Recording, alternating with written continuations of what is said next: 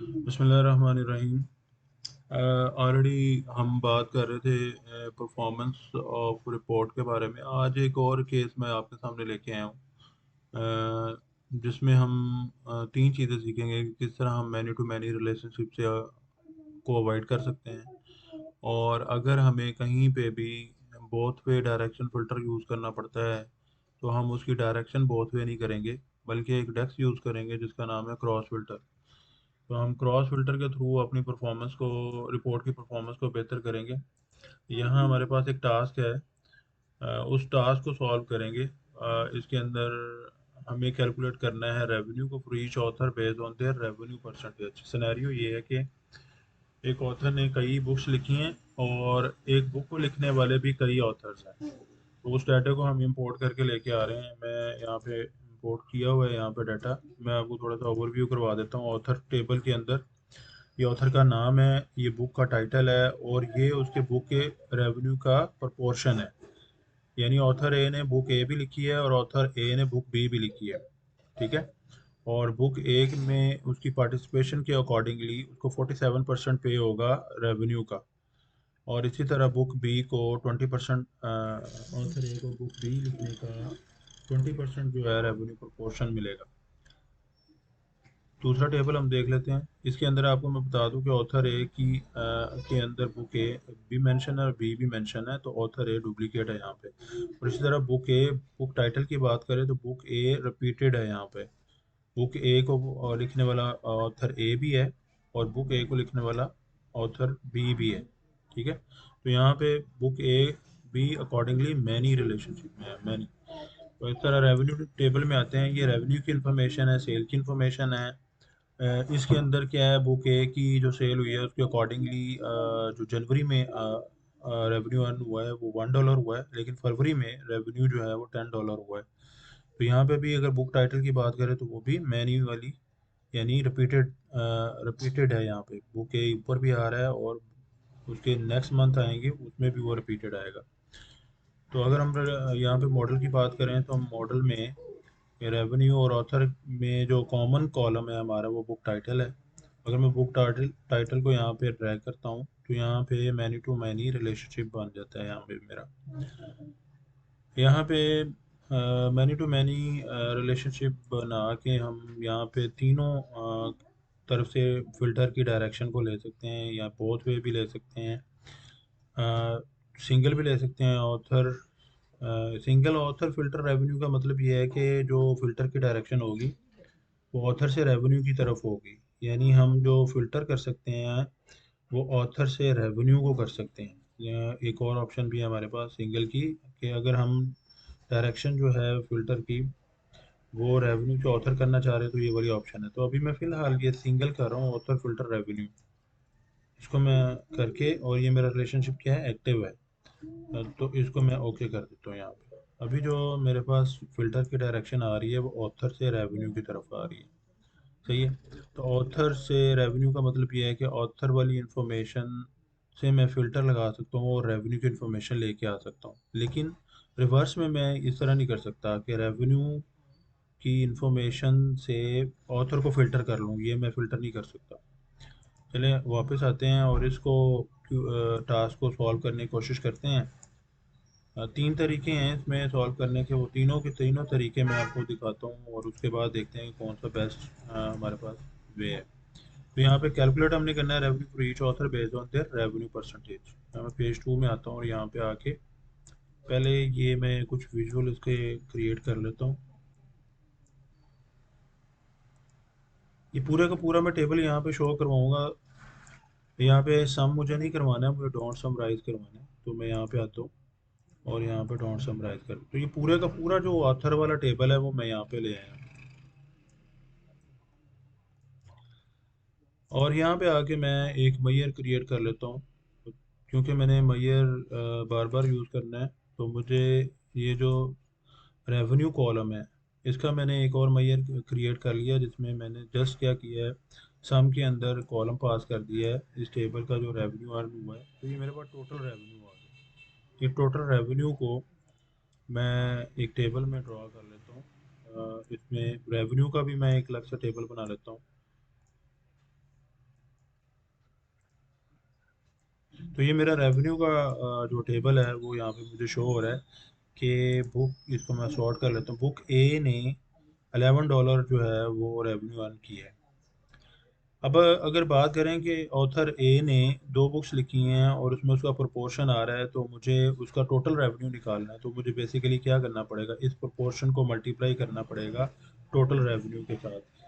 और ऑथर ए ने book B में भी पार्टिसिपेट किया है, तो उसका 20% बुक बी का भी करके दोनों को हमने प्लस करना है। तो इसके लिए एक टेक्स्ट लिख लेते हैं हम। यहाँ पे राइट क्लिक करता हूँ, न्यू मेयर में आता हूँ, और न्यू मेयर में आके मैं लिखता हूँ ऑथर टोटल रेवेन्यू। इसमें मैं सम एक्स फंक्शन यूज़ करता हूँ।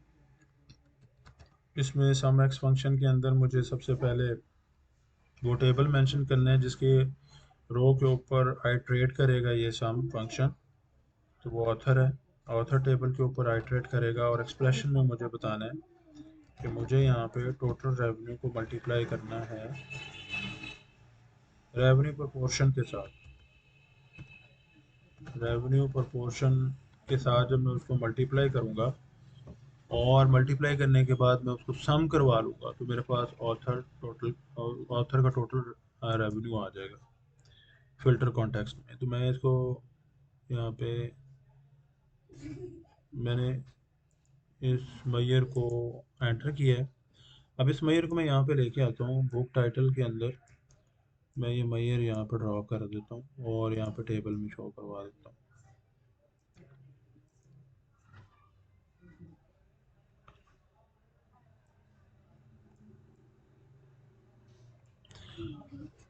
यहाँ पे चेक कर लेते हैं कि हमारा ऑथर को, यहाँ पे ऑथर को लेके आना, बुक टाइटल को नहीं, ऑथर को, और इस मैयर को लेके आते हैं। यहाँ पे देख लेते हैं कि क्या हमारा रिजल्ट बिल्कुल ठीक आया कि नहीं आया। ऑथर ए ने इस सिनेरियो में $9.57 जो है वो कमाए हैं। वो किस तरीके से आए हैं हम इसको कैलकुलेट कर लेते हैं। कैलकुलेटर ओपन करता हूँ, तो ऑथर ए ने बुक ए में 47% प्रोपोर्शन लेना था, तो $11 का अगर मैं 47% लेता हूँ, को एंटर कर देता हूँ, उसके बाद प्लस करता हूँ इसके अंदर। उसमें बुक बी भी ऑथर ए ने बी का भी रेवेन्यू लेना है, वो 20% लेना है, तो बुक बी का 20%, 5.17 को आपने याद रखना है। इसके बाद मैं 22 मल्टीप्लाई बाय 0.2 कर, तो 5.7। दोबारा देखते हैं इसको।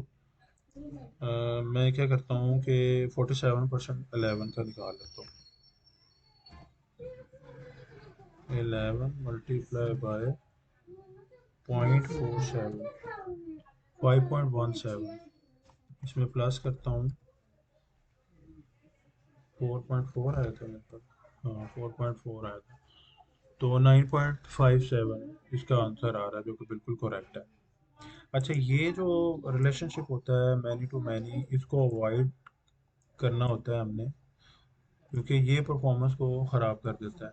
तो नेक्स्ट जो तरीक़ाकार है कि मैनी टू मैनी को किस तरह अवॉइड कर सकते हैं, तो उसका सोल्यूशन ये होता है कि आपने एक ब्रिज टेबल बनाना होता है। तो हम एक ब्रिज टेबल बना लेते हैं और उसका रिलेशनशिप वन टू मैनी कर देंगे इनके साथ। तो ब्रिज टेबल किस तरह बनाना है वो हम आते हैं यहाँ पे बोर्ड व्यू में, मॉडलिंग में आते हैं, और मॉडलिंग में आके यहाँ पे न्यू टेबल कर लेते हैं। तो मैं एक इन दोनों में जो कॉमन चीज़ है वो है बुक टाइटल, तो मैं उसका एक टेबल ड्रॉ कर लेता हूँ और इसको नाम दे देता हूँ बुक टाइटल, और इसकी डिस्टिंक्ट वैल्यू ले लेता हूँ। डिस्टिंक्ट वैल्यू लेने के लिए वैल्यूज़ फंक्शन यूज़ करते हैं, आपको पता ही है।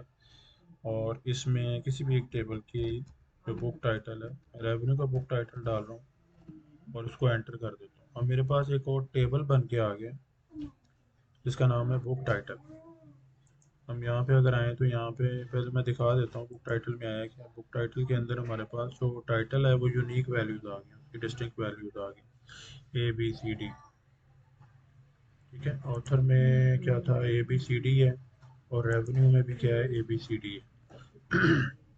अब ये ब्रिज टेबल बना है, इस ब्रिज टेबल के थ्रू हम देखते हैं कि क्या हमने जो मैयर बनाया उसमें अगर हम वन टू मैनी या मैनी टू मैनी रिलेशनशिप को इनएक्टिव कर देते हैं तो क्या ये ब्रिज टेबल हमारा काम कर जाएगा कि नहीं करेगा। ये चीज़ देखने के लिए हम क्या काम करते हैं कि बुक टाइटल का रिलेशनशिप बना देते हैं ऑथर के साथ भी, और बुक टाइटल का रिलेशनशिप बना देते हैं रेवेन्यू के साथ भी।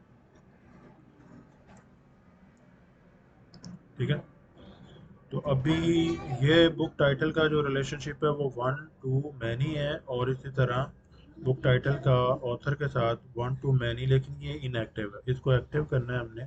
उसके लिए सबसे पहले जो मैनी टू मैनी रिलेशनशिप है उसको ख़त्म करना पड़ेगा। आप इसको ख़त्म कर दें या इसको इनएक्टिव कर दें, बात एक ही है। मैं इसको इनएक्टिव कर रहा हूँ यहाँ पे, और इसको मैं एक्टिव कर रहा हूँ,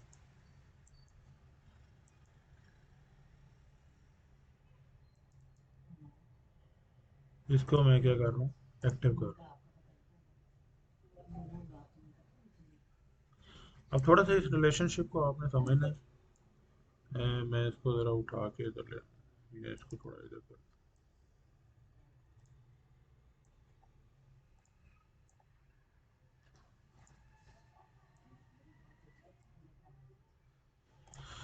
अच्छा, अब मैं ऑथर से रेवेन्यू का जो डाटा है वो नहीं ले सकता, क्योंकि वन टू मैनी रिलेशनशिप के अंदर ये मेरा जो डाटा है वो बुक टाइटल से ऑथर की तरफ है।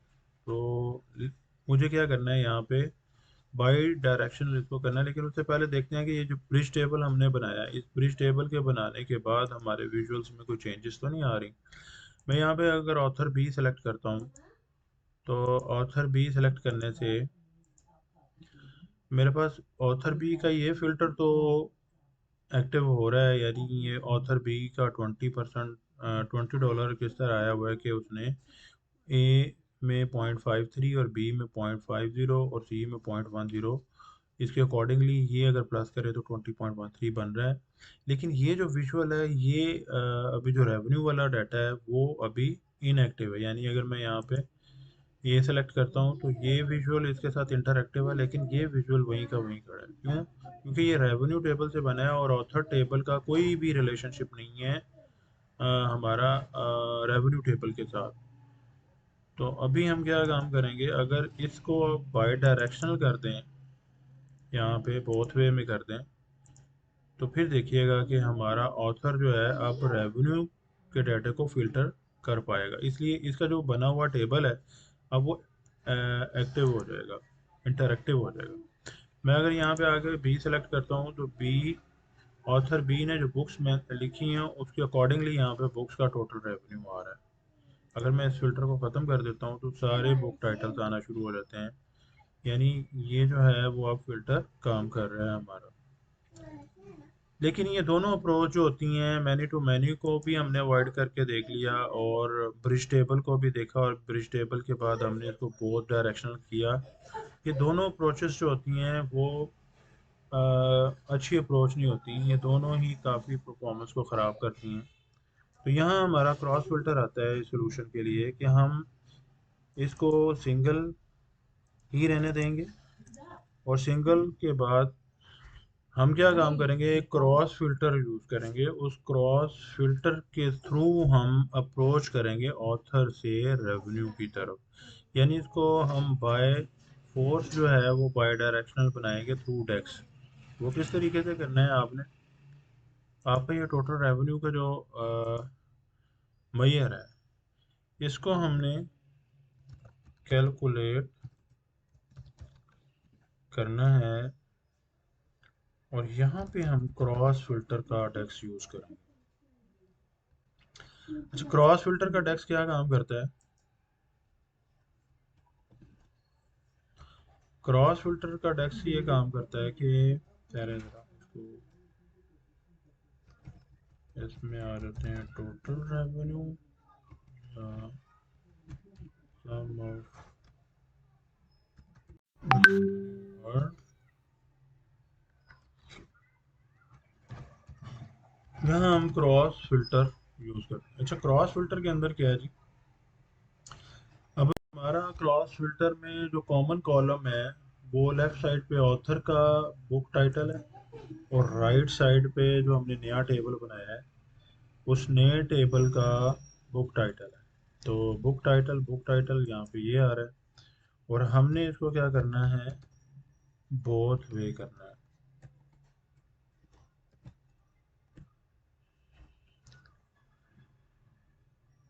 इस तरह करने से ये अब मेरा जो मैयर है वो इसको फोर्सफुली बाई डायरेक्शनल कर देगा। अब मेरा जो ऑथर का टेबल है वो रेवेन्यू के डाटे को फिल्टर आउट कर सकता है। देखिए मैं अभी यहाँ पे क्लिक करता हूँ, क्योंकि यहाँ पे मुझे, मैंने जो टोटल रेवेन्यू का, यहाँ पे जो टोटल रेवेन्यू का मैंने अब डाला हुआ है मैयर, उस मैयर में अब मैंने क्रॉस फिल्टर की डेफिनेशन डाल दी।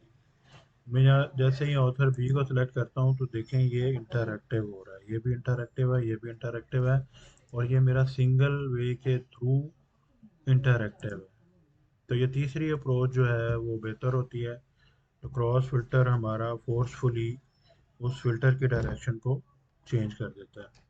तो आज हमने देखा है कि मैनी टू मैनी रिलेशनशिप को किस तरह अवॉइड कर सकते हैं हम, यानी मैनी टू मैनी रिलेशनशिप को डीएक्टिव कर देना है आपने, और उसकी जगह पे ब्रिज टेबल लेके आना है। ब्रिज टेबल ला के उसका वन टू मैनी रिलेशनशिप बनाना है।